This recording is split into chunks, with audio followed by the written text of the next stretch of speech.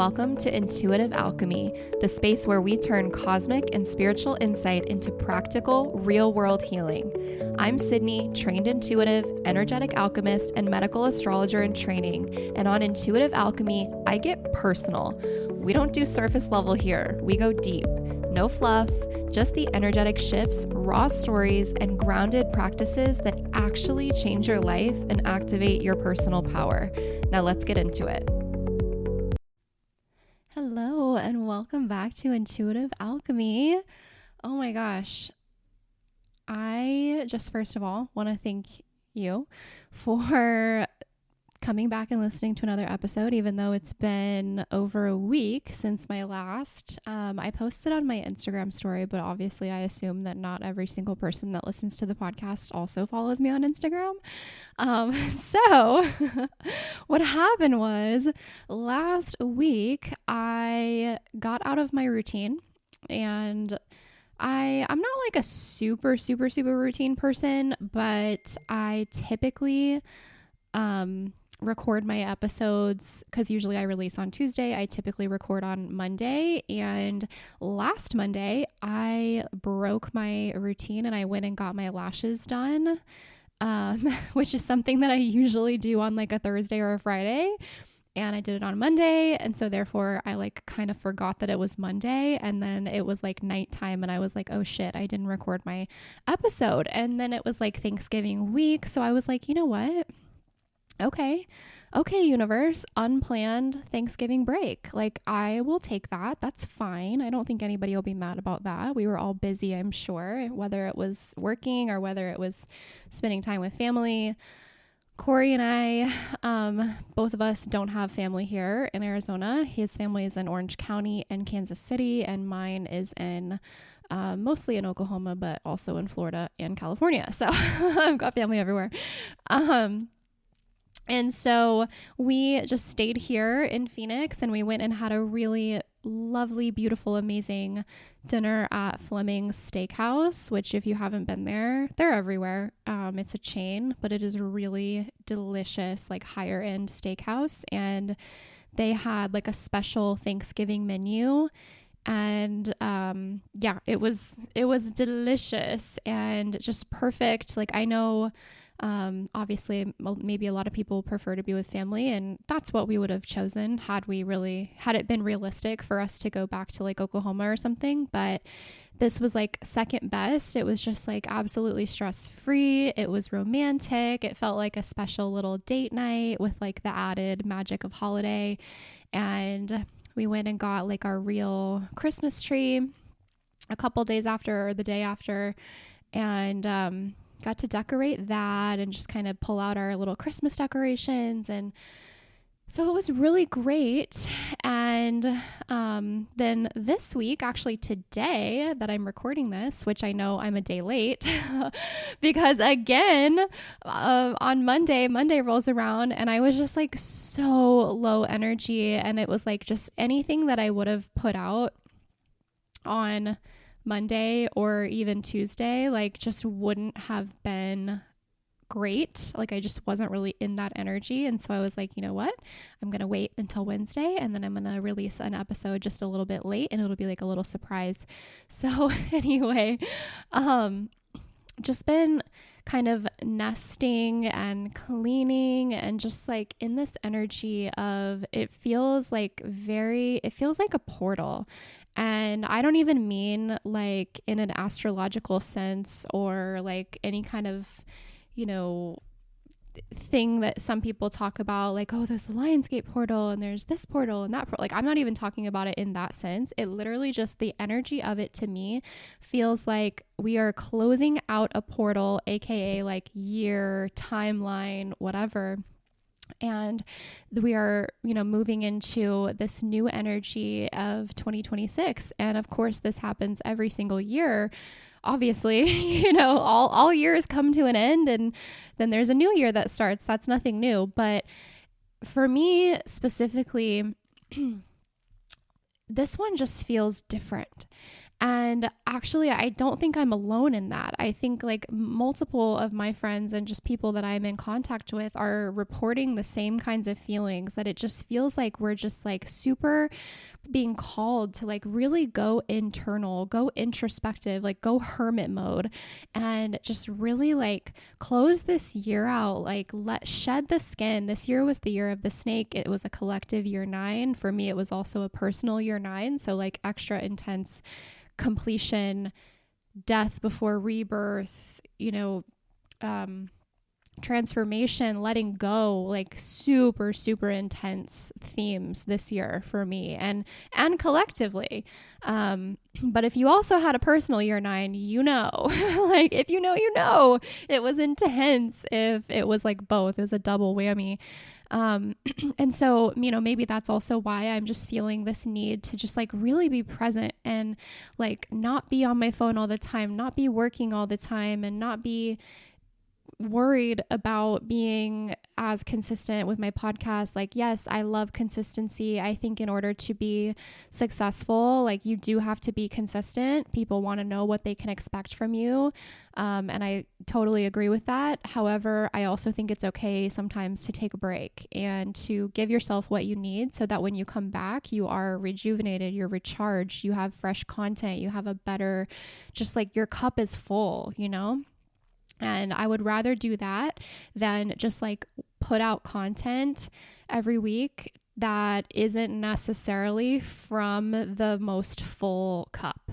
And it's interesting because I don't even necessarily feel like my cup is empty. I just feel super called to keep my energy a little bit more inward, a little bit more internal.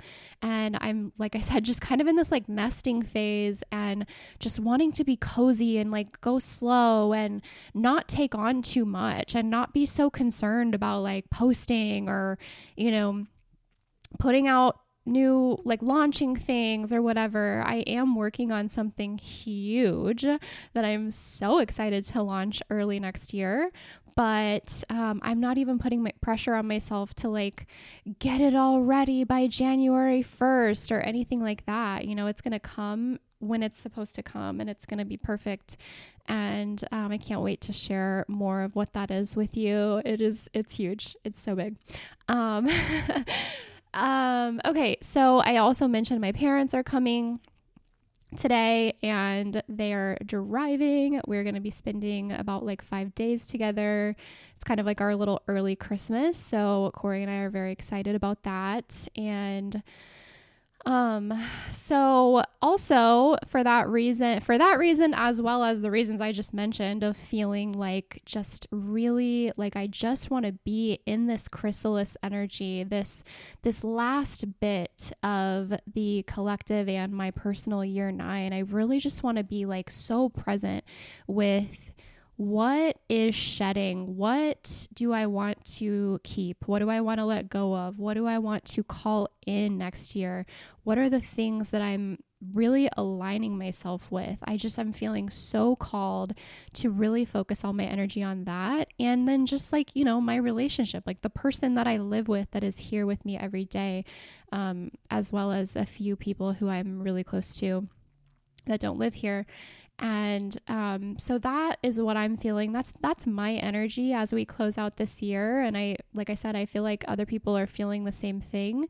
And I might just encourage you to not pressure yourself to show up for all the things and do all the things. If that feels aligned for you, then do that. But if you're more like me and you're like, you know what, I think I just need to take a few weeks off, then do that. And so what I'm saying in saying that is that I am probably not going to put out another podcast episode until the first week of January. Let's see what date. I don't even know what date that would be, but the first week of January. I'm also toying with the idea of changing my release date to Wednesday.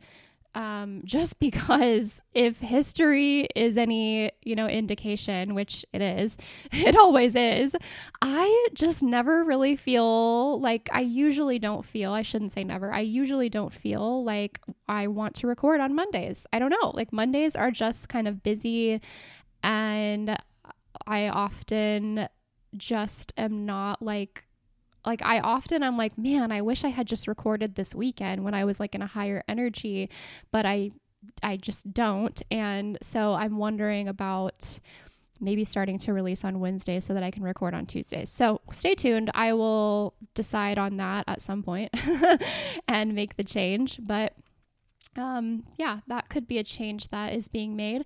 I will say, I'm not taking the rest of the month off from everything. Like, you can absolutely still order a medical astrology health blueprint with me, and I will be on top of that. That is something that I absolutely love to do. And because I've set it up in such a way that I do it on my own time, like I promise that I get it back to you within a certain amount of time, which, by the way, used to be 3 days. And now it's to the point where I need at least 5 days. And I still may get it back to you within, 2 to 4 days, but I want to give myself 5 just to be on the safer side so I don't get too overwhelmed, and so I don't do too many back to back to back, and then I can get it mixed up, and that's just a lot for my mind, a lot for my brain to keep straight. So I am still absolutely on top of those and getting those done. I'm seeing your orders come through and I am working on them. Absolutely. So I also want to tell you, in regards to pricing on my blueprints, I am going to be raising the prices in January. The only reason I'm not doing it immediately is just because it's Christmas season. And for anyone, like, obviously we all know Christmas is such a consumer holiday. It's become such a commercial thing. And, so, we're all spending money, I would assume, buying gifts and all of that. And so with a health blueprint, if that's something that you really want to invest in for yourself, which of course I highly recommend, and I think everyone who has bought one would also highly recommend. You can see those testimonials on the sales page of the blueprint report, or you can go on my Instagram and look at the testimonials highlight on my profile. But if that's something that you're wanting to invest in for yourself, I just feel called to leave it at that launch pricing of $111, just because it's Christmas season and we're all spending money on a lot of things. So, but that being said, as soon as January hits, the price will raise. The plan was always for the price to be $222. However, since I have created it and since I've been doing more and more, they keep getting bigger. They keep getting more comprehensive, more detailed, more high level. And I'm just realizing, like, I'm providing even more value than I ever planned on. And I'm having so many people tell me, like, you are literally crazy for not increasing your prices. Like, and obviously, of course, I want to be generous, and I also don't want to be in a scarcity mindset where I'm afraid to raise my prices. Like, so anyway, that's a whole like other thing. But all of that to say, in January, the price will be raised to a minimum of $222. It may be more than that. It may be more like $333. And so that's something that I am going to be using my intuition to decipher, but I'm just letting you know, if you want to grab it at the guaranteed rate of $111, you're going to want to grab it before December 31st at midnight. Yes, you're going to want to do that. So, and then of course you can always still grab any of my pre-written guides, like the Home Apothecary, the Medical Astrology Home Apothecary, Mercury Medicine, my peptide free guide. All of that is, of course, available 24/7. So you will receive it immediately upon purchasing. And it's so funny and cool because actually somebody on Instagram just messaged me that they were ordering the Home Apothecary for a Christmas gift for her friend. And I just think that's such a thoughtful, cool gift. And I would, like, as someone who's so into like astrology and human design and health and wellness and all of that, like, if my friend like bought me something like that, I would think that that is the coolest thing ever. I would be like, oh my God, you win. Like, not that it's a gift giving competition, but like, you win. So, and that the home apothecary is priced at 27. So super, super accessible. Mercury medicine is 37, also very accessible. So yeah, that's just an idea. If you have any friends who are like a little witchy, a little woo woo, also very into health and wellness and optimizing their health, this might be, any of those might be a really, really great gift guide for you. So okay, that's really all I have for you, but I would just also really, really encourage you, if you're not aware of your numerology, like not so much the life path number, I mean, that's also really great and informative, but like what I'm talking more about here is like, what is this year for you and what is next year going to be for you? Like, obviously, collectively, again, this was a year 9. And we saw a lot of themes of the year 9 just with things that are going on in the world. And so next year being a year 1, it's going to be all about rebirth and, you know, rebuilding, reimagining things that have expired and, you know, fallen away or died, or just things that we've outgrown. And then this year, systems that we've outgrown. And that can be really huge. That can be literal death and literal birth, or it can be literal, or I'm sorry, not literal. It can be more, you know, like hypothetical, or just, what's the word I'm looking for? Theoretical. Okay, never mind. I don't know what word I'm looking for. Metaphorical. That's the word. I was like, I know there's a word. It could be more metaphorical, like just a pattern is dying within you, and then you're gonna like upgrade your identity next year or something. But just look in and see what year was this for you, what personal year was this for you, and what personal year is it for you next year, and look at what that means. What are the themes? What are the things that you might expect? And of course, that's never to limit you, and it's never to make you feel like, oh, okay, well, this is a year 5, so I have to do a lot of travel and I have to be a little bit chaotic and blah, blah. Like, no, you don't have to do anything, but it's just like, that's the theme. So like, maybe take advantage of it. Maybe just like lean into it. And if you are entering in, if next year for you is a year 9, next year for my partner Corey is a year 9, it is not to make you afraid. It's not to make you like dread it and think like, oh no, year 9s are known for being the hardest. Like, what am I going to lose? What's going to die? What's going to fall away out of my life? Like, I will just tell you, yes, 9s are intense as fuck, but so much of what happened for me this year was so great. Like, even though it might have been intense and parts of it might have been hard, I also like so much magic happened this year. And already, like, even though it was a 9 and not a 1, there were things that were birthed this year for me, like my business, medical, you know, getting into medical astrology in general, starting the podcast. Like, there were so many things that were born already, and then there were other things that were no longer aligned that fell away, and there was so much physical healing that helped, you know. Like, 9, I think people get scared of ending energy. They get scared of like transformation, death before rebirth energy, but that literally can be like it can be the end of something bad that you don't like, you know? Like, you can be chronically ill and a year 9 could bring the completion of that. It could bring literal physical healing, like the end of your suffering. So I just want to say that too, specifically for people who are going into a personal year 9. Don't look at it as like all of the change or all of the endings, all of the letting go, all of the transformation is going to be bad, because that is absolutely not the case. Like, not the case. Okay. So look into what your year is. Look into the energy also of the collective year 1, because you will experience that as well, even though you might have a different personal year. And yeah, just kind of lean into that and just see like what might there be for you, and what do you want to who do you want to be? What's your identity? I mean, you can do that any day. You don't have to wait for a new year, but obviously we're coming up on a new year, so it's always like powerful energy to take advantage of. What things are not serving you anymore that you want to say goodbye and leave them in 2025? What things or habits, or even just something as small as like clothes or a haircut or hair color, like what might you want to change to make it feel more like you, to make it feel more like the energy, like your new energy?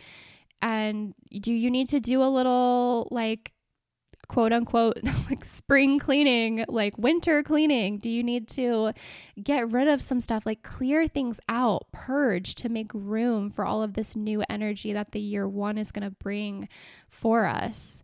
So I just want to encourage you to look into that, see what it has for you, see how you feel about it. And again, if you are feeling that chrysalis energy of like, I just need to kind of cocoon and be a little bit more insular than, we usually are, then that's okay. You can honor that. You don't need my permission, but I'm giving you it anyway, just in case you are someone who likes to have permission. It is okay. Yes, consistency is great, but honoring your needs is even better.